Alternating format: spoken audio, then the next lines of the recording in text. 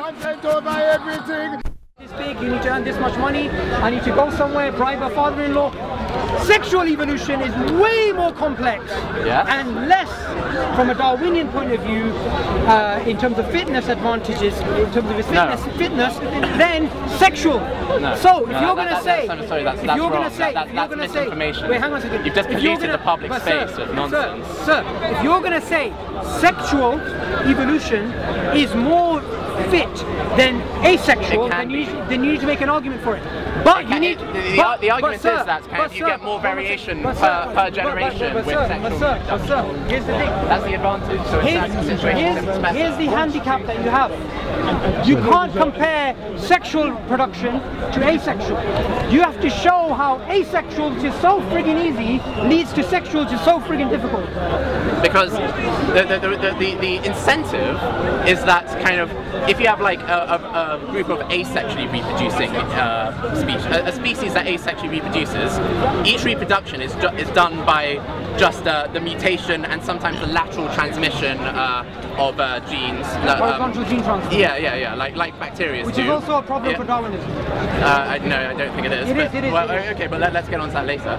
So, so you do know some of the problems, so I'm very surprised that you still but like, none of these what you call problems are enough to none of these kind of differences of opinion or differences of perspective between different schools of evolutionary biologists show that there's a fundamental kind of like the whole stack of cards is falling down and that we can't believe in any of the conclusions. But like, let's continue with the second. I can talk all I'm about surprised sexual that you want to support Darwinian evolution, although you clearly I'm know supporting examples the biological mainstream. The biological mainstream understands that horizontal gene transfer has been used by some biologists to challenge Darwinism. Okay, let's talk about that later. I haven't actually heard of that before, but I'm sure once again it's you just misrepresenting kind of their views and trying to make a minor kind of disagreement into something like, oh no, we have an unworkable field that's totally flawed and we can't believe it. I'm going to give you two references. Check them. If I'm wrong, come back next time. Okay, let me write them down. Here's the references. What Darwin got wrong, New Scientist 2009. Write that down. The front page article is about what Darwin got wrong. Give me a little bit more time. Tell us what Darwin got wrong. Sorry, my brain's being a little bit slow. What Darwin got wrong? What year again? What year again? 2009. What Darwin got? Darwin was wrong. That's the front cover. Okay. And he speaks about horizontal gene transfer. The second is go to third way of evolution. On the front page, it mentions the problems with Darwinian evolution, and one of them is horizontal gene transfer. Okay.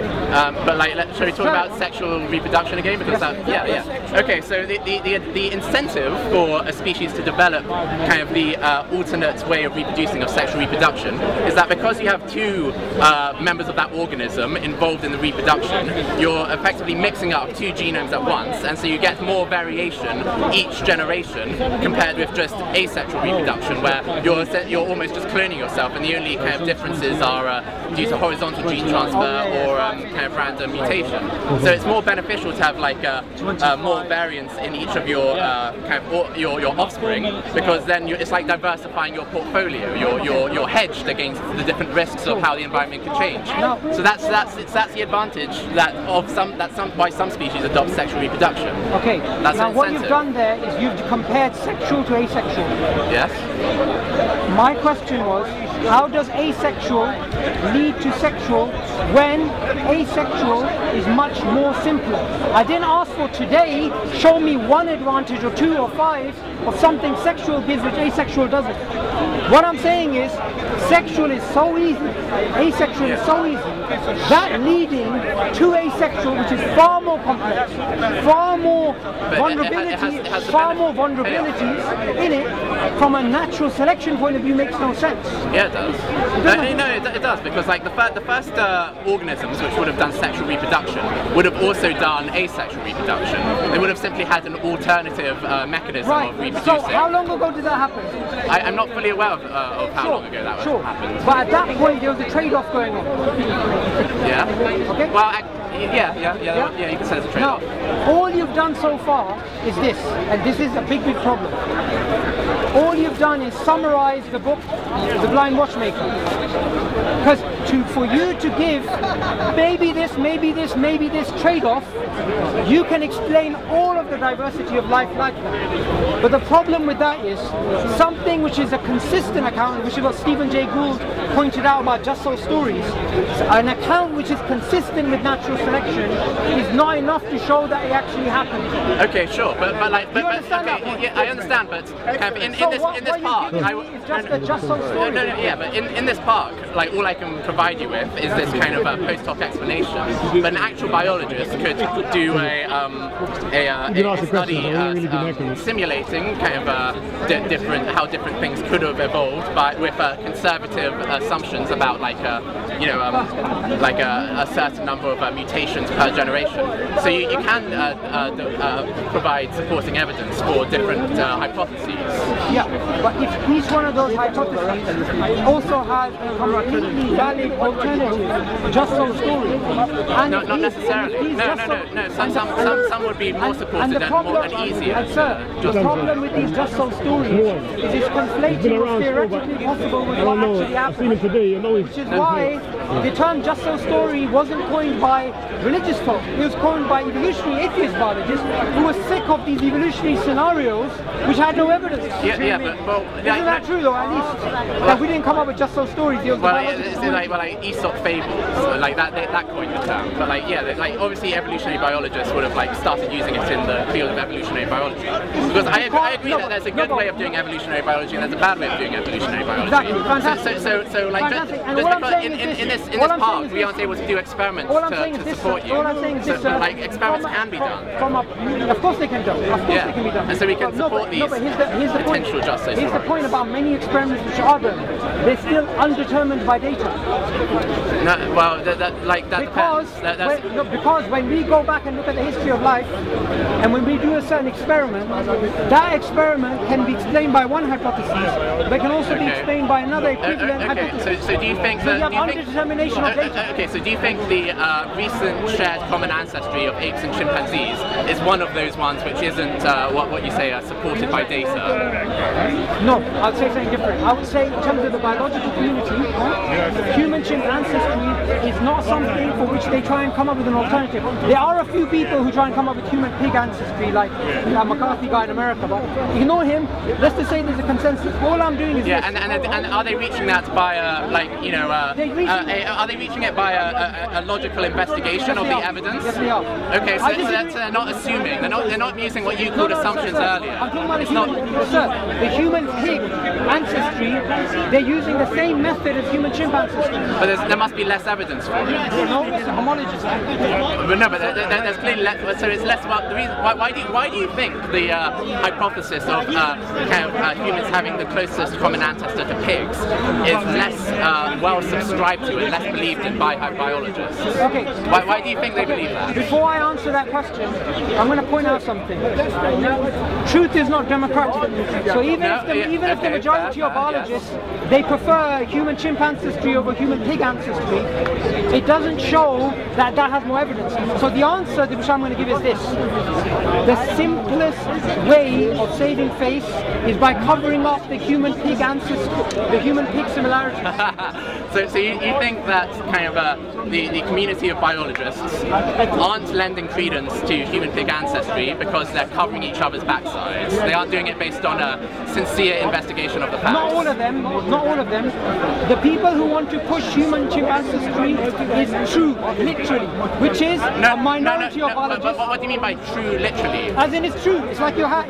But are they using that just as a shorthand for this is the model with the most evidence in favour of it, and it has strong evidence in favour of it? Okay, sir.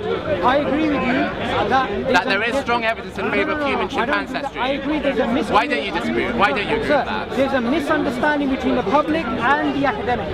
Now, when the academics, they say human chimp ancestry is a fact, what they're saying is, according to our method, according to these assumptions, according to this, we are saying it's best supported by the data, including all of the 4 assumptions which I mentioned. But when it comes to the public, retreat into your kind of modest zone, and then when you're in front of like kind of the general public who kind of haven't studied this in great depth, then you start like kind of trying to convince them that, then you start trying to present this misinformation where you misrepresent kind of biologists' opinions, and you say, oh, like there are all these people that say Darwinism is false. Sir, did you see my entire presentation? I believe so, yes, and I saw how at the very end you kind of said something like, and there's no reason to believe that there isn't an Abrahamic God, when he didn't have any more, and when he didn't have any more time to respond. At the very end, you suddenly threw in that kind of like nonsense curve. Sir, you had your chance to talk, let me talk. So you saw my entire presentation. Yeah. In this part, I have said repeatedly 3 things.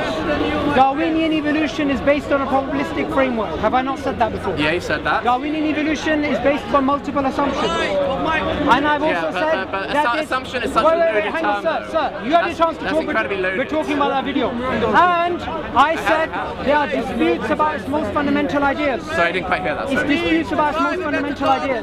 It has disputes about its most fundamental. PAD. In that very presentation, and go back and watch it tonight, that's exactly what I said at the end of my presentation. And in fact, in the Q&A, I brought it up again because somebody asked about human chimp ancestry. So, what's interesting is this. And you told him to adopt double things. Sir, firstly, that shows your claim that what I'm saying in the park is different to what I'm saying to an academic in public is wrong. No, because there, in front of him, I mentioned those things. Now, you said it at the very end of the discussion when he didn't have time to reply. Sir, if you had said at the beginning to him, like that, you know, there's no good reason not to believe in Abrahamic God. 5, 6, 7 cameras. No one's going to delete this footage. Go watch my debate, and you got all this evidence. I will be a liar if I didn't mention that. Why didn't you say at the beginning that science gives no reason not to believe in an Abrahamic God? You said that at the very end. Why didn't you say that at the beginning when you had the biologist in front of you? Logically, I started from deism to theism to Abrahamic theism. Okay, but like you knew he wouldn't disagree with like you knew he wouldn't disagree with the first 50 minutes though. Sir, what's happened now is this. You made a claim which I didn't mention. I didn't mention something. Now I gave you evidence, I mentioned it. No, at the you beginning. Changed your position. No, sir. I clarified very early on that you only said it why at the didn't end. you say at the beginning rather than the end? No, I also said that earlier. You changed your position now. No, I said it when I first kind of brought up this university talk. Did you I said kind of apart from at the very end, you kind of suddenly threw that in. Sir, you maybe didn't hear me because you were talking over at the same time, but I am aware of this. Sir, you made a claim I didn't mention probabilistic framework, assumptions and disputes in the debate. I mentioned it in my opening presentation and later on. No, you spent nearly all of the debate just talking about the obvious things. What did you say earlier? You didn't disagree? What? You didn't disagree? He didn't disagree with like the fact that kind of science doesn't lead to absolute certainty about the universe, so and he didn't disagree that scientists have no. He didn't disagree that there's nothing in science like there's no reason why scientists wouldn't believe in there being a god or something along those lines. Like kind of a god can you can have. No, I did watch it, but it was a while ago. So let me just tell you what I said in the debate, and you got all these cameras. Number one, I said science doesn't undermine the existence of God. Yes. Yeah. Yes. I said science doesn't lead to certainty. Yes. And I mentioned science doesn't undermine deism, theism, or Abrahamic theism. And how long did you have to talk? Sir, 1 second, man. Yes. Sir, I also mentioned science does not undermine the Abrahamic theism because even human chimp ancestry is based on a probabilistic framework which has assumptions, which has disputes. And in the presentation, I spent time bringing out a quote from Elliot Sober, an atheist philosopher of science, who says humans and chimps must share a common ancestor because they're so similar, and humans and mushrooms must have separate ancestry because they're so different. This is both naive. I said that all in in the opening. So you did not watch the beginning of the debate. It seems, I remember kind of quite clearly that the only time you spent any time talking about Abrahamic you spoke about it in the question and answer section when someone asked you about what about human and chimpanzee common ancestry, and what you said to that person was basically kind of, okay, accept it as a working model, but also don't believe in it being true. So that means you didn't watch the debate. No, I did. You were telling him to adopt double thing. Sir, no. You were telling him to adopt two mutually contradictory beliefs. Sir, now two things are going to get exposed. The very fact you gave me that example shows you didn't watch the opening, because the points which I just mentioned now I mentioned in the beginning. Now what I said to the gentleman later on is something different, but that's also something which correlates with the beginning, which is about Darwinian evolution being based on a probabilistic framework with assumptions, with disputes. All I was saying but that's evidence that a rational being would have to not believe in it. Sir, there's two things here.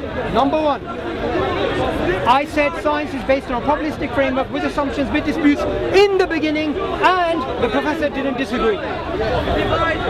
No, but I'm talking about the Abrahamic God bit, though. That was in the opening. You saved that until the very end. The question that I spoke to the gentleman, which is about epistemic weighing, let's do that as your second question. Let's deal with the first question first.